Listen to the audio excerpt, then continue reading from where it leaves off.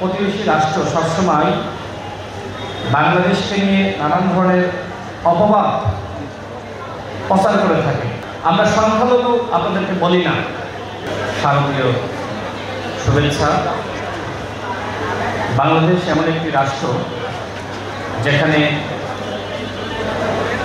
হিন্দু, মুসলিম, বৌদ্ধ, খ্রিস্টান আমরা সবাই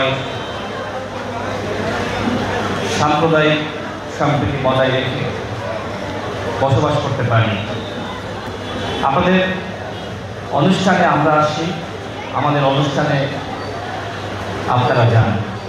এটি সম্প্রীতির বন্ধন, যুগের পর যুগ আমরা এই বন্ধন অটুট রেখে এগিয়ে চলছি এবং ভবিষ্যতেও আমাদের মধ্যে এই বন্ধন বজায় থাকবে। ওয়ালটন এখন দেশের সীমানা পেরিয়ে পৌঁছে গিয়েছে 50টিরও বেশি দেশে। ওয়ালটন, ঘরে ঘরে, বিশ্বজুড়ে। বাংলাদেশে আসলে ধর্মীয় সংঘাত, বিতর্ক এগুলো নাই। যে যার ধর্ম স্বাধীনভাবে পালন করছে। আপনাদের শারদীয় উৎসবে অন্য ধর্মের যারা রয়েছে তারা সবসময় আন্তরিকতা প্রদর্শন করে। বাংলাদেশকে আমরা সেই জায়গায় নিয়ে যেতে পেরেছি। ধর্ম যার যার, নিরাপত্তা পাওয়ার অধিকার সবার।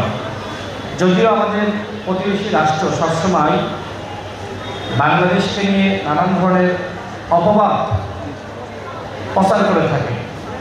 তারা সবসময় যেটি বোঝাতে চায় যে এদেশের যারা হিন্দু সম্প্রদায় রয়েছে তারা ভালো নয়।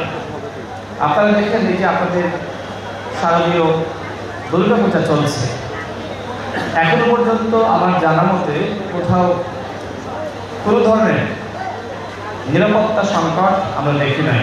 বরং এদেশের মুসলমানরা সবসময় আপনাদের নিরাপত্তা নিয়ে সবসময় উদ্বিগ্ন থাকে।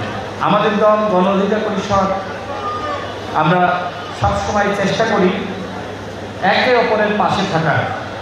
ধর্মীয় পরিচয়ে যাতে কেউ এদেশে অসম্মানিত না হয়, কোনো ধরনের বঞ্চনার শিকার না হয়, বৈষম্যের শিকার না হয়, সেই বিষয়টি নিশ্চিত করতে আমরা বদ্ধপরিকর।